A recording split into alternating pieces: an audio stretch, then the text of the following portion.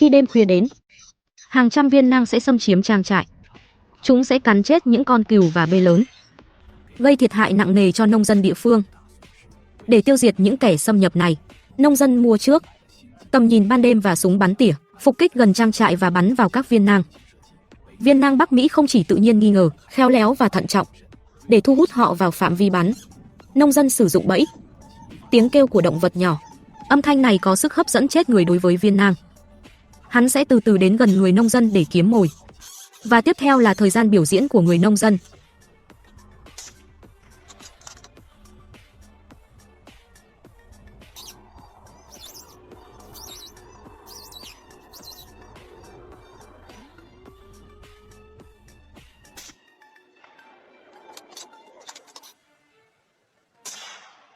Mặc dù đã hỗ trợ viên nang nhanh chóng bị loại bỏ, nhưng không cần lo lắng loài này sẽ tuyệt chủng. Bởi vì khả năng sinh sản của viên nang rất mạnh. Tổng số lượng ở Bắc Mỹ đã vượt quá 4 triệu con. Chúng không có thiên địch, vì vậy, số lượng bùng nổ. Chăn nuôi trên toàn nước Mỹ mỗi năm vì keo, mất hàng trăm triệu đô la. Một đồng cỏ cỡ trung bình bị mất mỗi năm, có thể lên đến hàng trăm ngàn đô la. Viên nang Bắc Mỹ là những kẻ săn mồi rất xảo quyệt. Thích nhất là tấn công những đứa trẻ sơ sinh trong trang trại. Chúng giỏi tấn công vào ban đêm và săn bắn theo nhóm. Qua một đêm có thể cắn chết hàng chục con cừu nhỏ. Sau mỗi lần cắn chết một viên, nhưng chỉ ăn vài cái thôi. Phần còn lại đều lãng phí. Điều này gây tổn thất lớn cho nông dân. Ở Bắc Mỹ, viên nang không bảo vệ động vật, không chỉ có thể săn quanh năm, chưa có giới hạn số lượng. Một số cháu thậm chí còn đặt viên nang săn bắn như một môn thể thao giải trí truyền thống. Không chỉ có thể săn theo ý muốn, bạn cũng có thể mua lông của nó. Hơn nữa đã hình thành một chuỗi công nghiệp hoàn chỉnh. Không chỉ có viên nang xâm chiếm trang trại mỗi ngày, ngoài ra còn có rất nhiều mèo rừng và lợn rừng Bắc Mỹ. Mặc dù tác hại của chúng không có keo, túi to, nhưng người nông dân vẫn không thương xót. Bởi vì mèo rừng cũng tấn công gia súc con trong trang trại. Lợn rừng đã gây thiệt hại lớn cho mùa màng. Hơn nữa thịt lợn rừng còn có thể bán, đó là một khoản thu nhập bổ sung cho nông dân. Tác hại của viên nang chủ yếu được chia thành 3 loại chính. Một là mang lại tác động lớn cho ngành chăn nuôi. Chúng không chỉ giết chết con vật, sẽ bao vây đàn cừu trưởng thành, đàn và bò ốm yếu, gây nhiều thương tích cho gia súc, phá thai và tử vong do căng thẳng. Sinh ra căng thẳng sau khi sợ hãi sẽ giảm nhãn hiệu và sản lượng sữa giảm, bị nông dân gián tiếp gây thiệt hại. Thứ hai, nó gây nguy hiểm cho sự an toàn của người dân và vật nuôi. Viên nang rất thích nghi với cuộc sống ở thành thị và ngoại ô. Chúng sẽ săn mồi mèo nhà và chó với số lượng lớn. Bắc Mỹ mỗi năm có hàng chục nghìn con vật cưng bị giết bởi viên nang. Đây là khu dân cư đô thị cao ở California và Texas. Và viên nang, số vụ tấn công con người cũng tăng lên từng năm. Từ năm 1960 đến năm 2024, viên nang được ghi nhận ở Bắc Mỹ, hơn 1.600 cuộc tấn công vào con người. Và mục tiêu chính là trẻ em và người già. Thứ ba là phá hủy nguyên bản Bắc Mỹ, động vật hoang dã sống. Viên nang tràn lan, sẽ săn mồi rất nhiều động vật bản địa nhỏ, bóp không gian sống của các loài bản địa. Số lượng nhiều loài động vật giảm mạnh. Trong khi Bắc Mỹ giết 40 đến 500 nghìn viên nang mỗi năm. Nhưng thay vì giảm số lượng của họ, càng ngày càng nhiều. Bởi vì khi một số lượng viên nang nhất định bị tiêu diệt, dân số sẽ tìm cách tăng tỷ lệ sinh sản. Một năm sói mẹ có thể sinh 2 lần. Và số lượng ve sầu cũng sẽ tăng lên. Từ 4 đến 5 con ban đầu tăng lên 6 đến 8 con. Vì không có kẻ thù tự nhiên, tỷ lệ sống sót của đàn con rất cao. Điều này có thể nhanh chóng lấp đầy khoảng trống cho dân số. Cho nên nếu chỉ dựa vào săn bắn thì rất khó kiểm soát số lượng. Hóa ra kẻ thù tự nhiên của những viên nang này là sói xám. Sói xám sẽ giết viên nang, qua đó ép số lượng viên nang. Nhưng từ thế kỷ 19 đến thế kỷ 20, Bắc Mỹ bắt đầu săn bắt quy mô lớn sói xám. Điều này dẫn đến sói xám gần như trên đất liền. 48 bí mật. Sau khi sói xám biến mất, không động vật nào có thể ép được viên nang. Viên nang nắm bắt cơ hội để mở rộng điên cuồng. Đơn giản thôi, chính là con người đã tạo điều kiện tràn ngập cho họ. Để kiểm soát hoàn toàn số lượng viên nang, hay là khôi phục kẻ thù tự nhiên của chúng, sói xám là viên nang ép. Sau đó phối hợp với sự săn giết chính xác của con người, chỉ có như vậy mới có thể giảm hiệu quả số lượng viên nang, khôi phục sự cân bằng sinh thái của đồng cỏ này.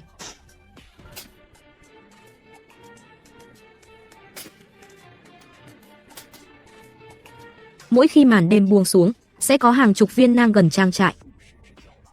Mục tiêu của họ là gia súc và cừu của nông dân. Viên nang là loài hoang dã cực kỳ phổ biến ở Bắc Mỹ, chó. Rất có hại cho đồng cỏ và nuôi trồng thủy sản. Chúng đặc biệt thích tấn công cừu và bê con. Chờ gia súc, hệ thống, viên nang có thể giết chết hàng chục con cừu trong một năm. Nếu là theo nhóm, viên nang có thể tiêu diệt cả đàn cừu trong một đêm. Đối với các trang trại vừa và nhỏ, đó là một thảm họa. Để hạn chế số lượng viên nang, bảo vệ tài sản của bạn, nông dân mua trước vào chợ đêm thiết bị và súng bắn tỉa, Loại máy nhìn đêm đầy đủ màu sắc có thể xuất hiện trong môi trường tối. Màn hình màu, hắn dựa vào ánh sáng sao trên trời và ánh sáng lung linh của môi trường hình thành hình ảnh. Hình ảnh cuối cùng thậm chí có thể so sánh với ban ngày, và không có bất kỳ nguồn sáng nào để lộ vị trí. Trước công nghệ cao, dãy sói không có chút sức mạnh nào để chống trả. Những con sói này là động vật có tính xã hội cao. Hợp tác nhóm biểu diễn của chính phủ. Hàng rào bên trang trại rất khó ngăn chặn chúng. Hơn nữa viên nang thích cắn đứt cổ sinh ra, con trai và máu của họ, nhưng lại không thích ăn thịt sinh ra trên người. Khi chúng cắn chết một đàn cừu lớn, nhưng chỉ ăn được mấy cái.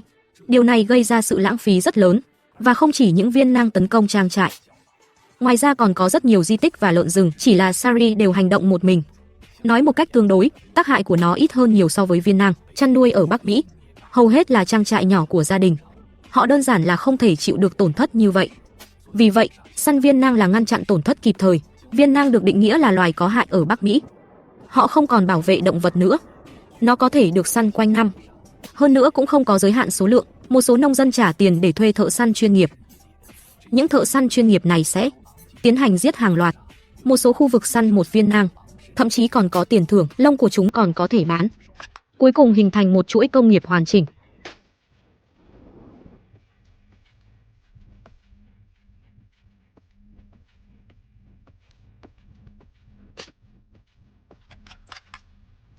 Mặc dù mỗi năm một số lượng lớn viên nang bị loại bỏ, nhưng số lượng của họ vẫn còn rất nhiều. Điều này chủ yếu là do khả năng thích nghi mạnh mẽ của viên nang. Chúng hầu như không có thiên địch ở đây, và tốc độ sinh sản cực nhanh. Một con sói mẹ có thể sinh 6 đến 10 con sói con một lần. Hơn nữa tỷ lệ sống sót của sói con rất cao, điều này dẫn đến lũ sói. Sau khi chúng tràn ngập, chúng săn thỏ và các động vật khác với số lượng lớn, thiệt hại nghiêm trọng đến cân bằng sinh thái địa phương. Ở Kansas, viên nang gây ra cho trang trại mỗi năm tổn thất 4 triệu US. Và ở Bắc Mỹ có một tượng đài rất nổi tiếng, đó là nông dân càng giết nhiều, viên nang cũng sẽ trở nên nhiều hơn. Bởi vì sau khi con người giết chết viên nang trưởng thành, sự biến mất của áp lực dân số sẽ làm cho viên nang bước vào mùa sinh sản sớm hơn và sinh ra nhiều đàn con hơn, mở rộng lãnh thổ. Cuối cùng số lượng viên nang cũng không giảm mà tăng. Vì vậy, bây giờ việc săn bắn viên nang đã trở nên tiện kiểm soát trạng thái. Đây không phải là một vụ giết người tạm thời. Đó là một trò chơi lâu dài giữa nông dân và viên nang. Mục đích là để bảo vệ lợi ích của trang trại, đồng thời cũng duy trì sự cân bằng sinh thái trên đồng cỏ.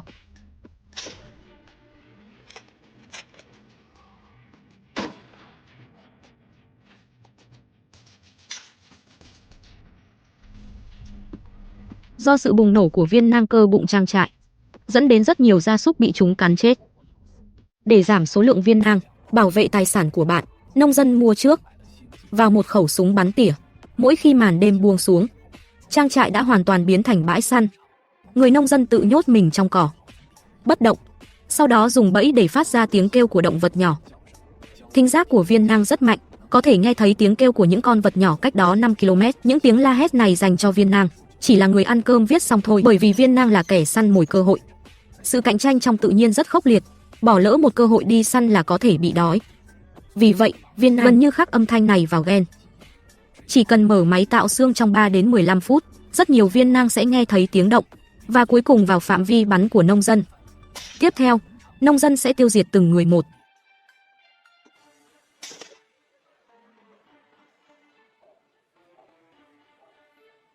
Làm đi. Bởi vì khu vực Bắc Mỹ địa Quảng Lâm Khê, ngoại trừ viên nang đã tràn lan, một số động vật khác cũng sẽ xâm chiếm trang trại. Mặc dù cáo không gây hại nhiều cho trang trại, nhưng người nông dân vẫn không thương xót.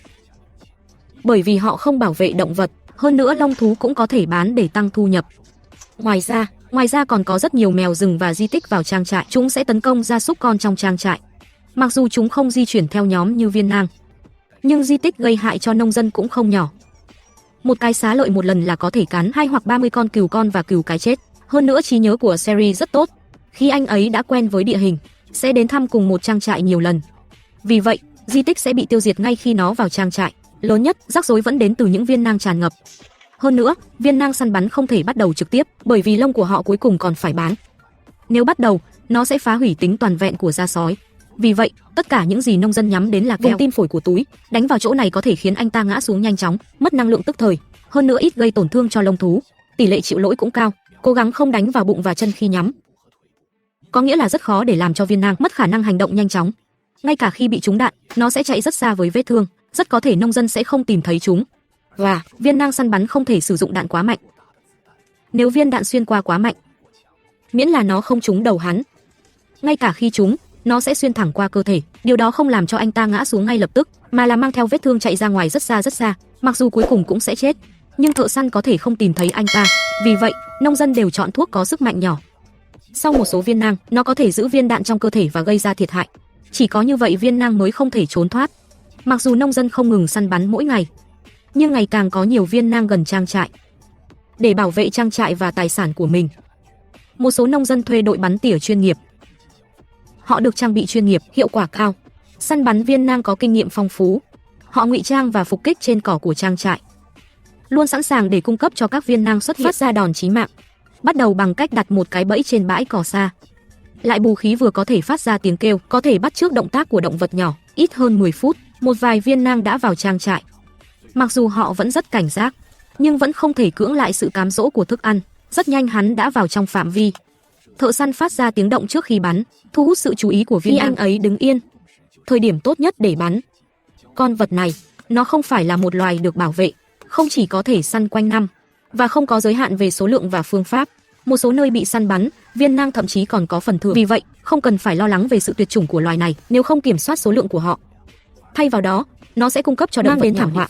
Điều này làm suy yếu nghiêm trọng sự cân bằng sinh thái, để thực sự giảm số lượng viên nang. Ngoài săn bắn nhân tạo và khôi phục lại kẻ thù tự nhiên của chúng, sói xám sẽ không chỉ trục xuất viên nang và sẽ ăn chúng. Chỉ như vậy mới có thể kiểm soát số lượng của nó, duy trì sự cân bằng sinh thái trên đồng cỏ.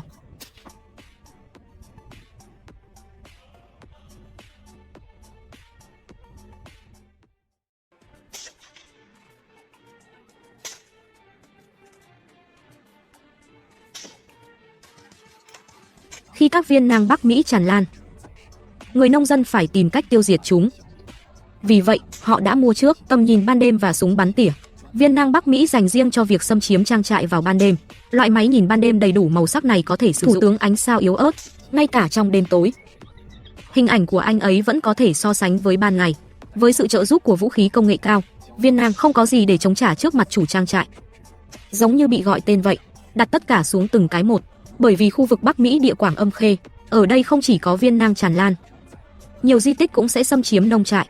Chúng sẽ giết những con vật mới sinh. Mặc dù ở nhiều khu vực, anh ta bảo vệ động vật, nhưng ở đây, người nông dân không dễ dãi. Tất cả động vật xâm chiếm trang trại đều có hại. Trên thực tế, nguyên nhân chính của sự bùng nổ của viên nang vẫn là con người, bởi vì con người gần như đã tiêu diệt kẻ thù tự nhiên của họ. Trong lịch sử, sói xám là kẻ áp chế chính của viên nang. Sói xám sẽ chủ động giết viên nang và hạn chế phạm vi hoạt động của viên nang. Nhưng trong thế kỷ 19 và 20, Bắc Mỹ bắt đầu quy mô lớn săn sói xám. Mỹ 48 tuần, hầu hết các khu vực của sói xám đã bị tiêu diệt. Sau khi sói xám biến mất, đuôi sinh thái của nhiều khu vực xuất hiện khoảng trống rất lớn. Không loài nào có thể ngăn chặn viên nang. Mặc dù puma cũng có thể bổ sung viên nang, nhưng phạm vi áp chế và hiệu quả của hắn vượt xa sói xám. Viên nang nhân cơ hội này mở rộng mạnh về phía đông. Ban đầu họ chỉ sống ở Bắc Mỹ, trên đồng cỏ phía Tây. Từ khi không còn thiên địch, họ đã chiếm được miền đông nước Mỹ trong vòng 100 năm và đông nam Canada. Phạm vi tổng thể tăng 40%. Mặc dù rất nhiều nơi đang giết chết viên nang, nhưng thay vì giảm số lượng càng ngày càng nhiều, điều này là do kích hoạt sinh sản bù đắp của viên nang. Một số lượng lớn các con sói cái bắt đầu sinh con trong năm đầu tiên, không chỉ một năm có thể trồng 2 lần, và số lượng cũng tăng mạnh. Một em bé có thể sinh 6 đến 9 con, kỷ lục tối đa lên đến 12 con. Những con non này, về cơ bản tất cả đều sống sót, miễn là có đủ thức ăn, viên nang luôn có thể sản xuất. Việc săn bắt và giết chóc của con người đơn giản là không thể diệt trừ, bởi vì cho dù tiêu diệt một lô, viên nang lang thang từ những nơi khác sẽ sớm nhanh chóng chuyển vào, điền vào chỗ trống. Mặc dù Bắc Mỹ bị giết hàng năm, hàng trăm ngàn viên nang, nhưng trong nhiều thập kỷ, số lượng viên nang không giảm. Mỹ tuyệt đối, hầu hết các tiểu bang đều phân loại viên nang là loài có hại. Họ khuyến khích mọi người săn bắn viên nang bằng nhiều cách khác nhau, và không có giới hạn thời gian và số lượng, có thể săn quanh năm. Cách thông thường là dùng mồi điện tử, bẫy phát tiếng rên rỉ của đàn con, viên nang, sau đó tiêu diệt chúng bằng GC-1 và súng bắn tỉa. Không chỉ vậy, nhiều nơi còn tổ chức các cuộc thi săn bắn. Người tiêu diệt nhiều viên nang nhất không chỉ không bị trừng phạt, ngược lại còn có thể nhận được tiền thưởng hậu hĩnh. Nhưng những phương pháp này vẫn không thể ngăn chặn keo, số lượng túi tăng dài. Hiện nay phương pháp hiệu quả nhất chính là khôi phục thiên địch. Số lượng sói xám, công viên Yellowstone đã có trường hợp kinh điển rồi. Sau khi sói trở lại, sẽ chủ động giết và trục xuất viên nang. dẫn đến các loại viên nang trong công viên nhóm trực tiếp giảm 50%. Nhưng phương pháp này hiện đang gây nhiều tranh cãi, nhiều nông dân phản đối việc phục hồi số lượng sói xám, bởi vì chúng có thể gây thiệt hại lớn hơn cho trang trại. Hiện nay, giới khoa học đã hình thành sự đồng thuận, bắt giết hàng loạt viên nang, căn bản không thể chữa khỏi lũ lụt. Tình huống này thuộc về trị triệu chứng không trị nguyên nhân gốc rễ. Cách tốt nhất để quản lý lâu dài là cắt nguồn thức ăn của họ, cộng với bảo vệ hàng rào và di chuyển vật lý. Chỉ có thế để kiểm soát số lượng viên nang ổn định trong thời gian dài, cuối cùng khôi phục lại cân bằng sinh thái ban đầu.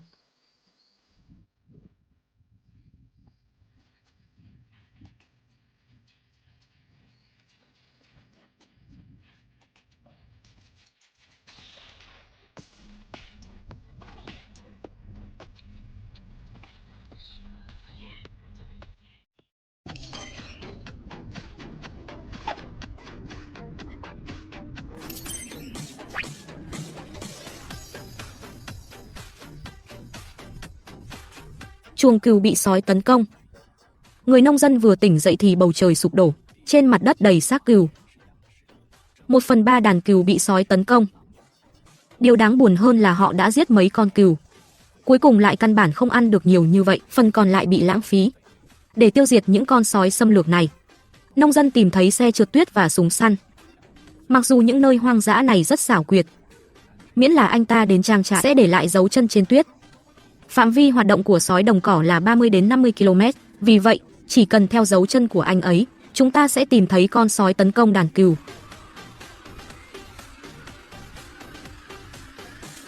Chắc chắn đuổi theo 10 mấy cây số liền phát hiện con sói đầu tiên. Thợ săn rút súng ra ngay lập tức, sẵn sàng bắn bất cứ lúc nào. Con sói này mặc dù chạy trốn điên cuồng, nhưng vẫn không thể thoát khỏi xe trượt tuyết của thợ săn. Người đàn ông nhìn thấy cơ hội và bóp cò cho anh ta. Mặc dù viên đạn trúng mông con sói, nhưng nó không làm cho anh ta mất khả năng di chuyển ngay lập tức. Sói đồng cỏ vẫn tiếp tục chạy trốn về phía xa. Người thợ săn nhanh chóng đuổi kịp và bắn anh ta một lần nữa. Lần này, khẩu súng bắn chính xác vào trái tim của con sói. Nó vật lộn trên cỏ, ngừng thở hoàn toàn.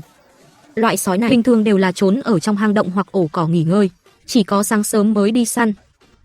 Nếu tuyết trên thảo nguyên quá dày, sói đồng cỏ không thể bắt đủ thức ăn. Đó là khi họ xâm chiếm trang trại, tấn công cừu. Phạm vi kiếm ăn của sói đồng cỏ vượt quá 50 km, cho nên rất khó để bắt được chúng.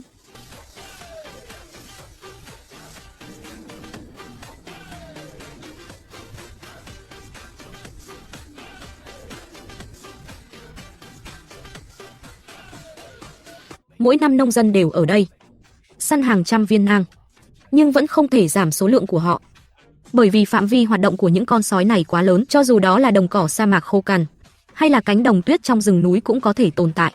Khi tuyết phủ kín núi không đủ thức ăn, đàn sói thiếu thức ăn sẽ tấn công đàn cừu ở nông trại, gây thiệt hại lớn về tài sản cho nông dân nhỏ. Và những con sói hoang dã mang rất nhiều vi khuẩn và mầm bệnh. Khi tấn công gia súc, có thể gây lây nhiễm qua đường bưu điện. Lũ sói Siberia chủ yếu là do kẻ thù tự nhiên giảm. Hổ Siberia bị săn bắt hàng loạt trong lịch sử, trực tiếp dẫn đến việc đàn áp sói đồng cỏ suy yếu. Và Siberia rộng lớn, thói quen sợ hãi rất khó khăn. Thêm vào đó, sói có rất nhiều thức ăn. Tất cả các lý do cộng lại với nhau, kết quả là số lượng sói đồng cỏ tăng lên rất nhiều. Vì vậy, nhiều người chăn gia súc sẽ gặp phải thảm họa sói vào mùa đông. Những con sói này cũng sẽ không bị lãng phí. Lông của chúng là vật liệu chống lạnh tốt. Vì vậy, người nông dân sẽ bán ra sói, cũng là một cách để bù đắp tổn thất. Mỗi lần đi săn đều có thể tìm thấy rất nhiều xác bò dê. Đây đều là con mồi bị bầy sói kéo đi. Một nông trại nhỏ, mỗi năm có hàng chục con cừu bị kéo đi. Mặc dù nông dân rất ghét những con sói này, nhưng chỉ bằng cách săn những con đó không giải quyết được vấn đề. Ngay cả khi số lượng giảm, chẳng bao lâu nữa sẽ bị đàn sói ở các khu vực khác lấp đầy. Bổ sung chỗ trống. Sói đồng cỏ Siberia sinh con mỗi năm một lần. Một lần có thể sinh 4 đến 6 con và tỷ lệ sống sót rất cao.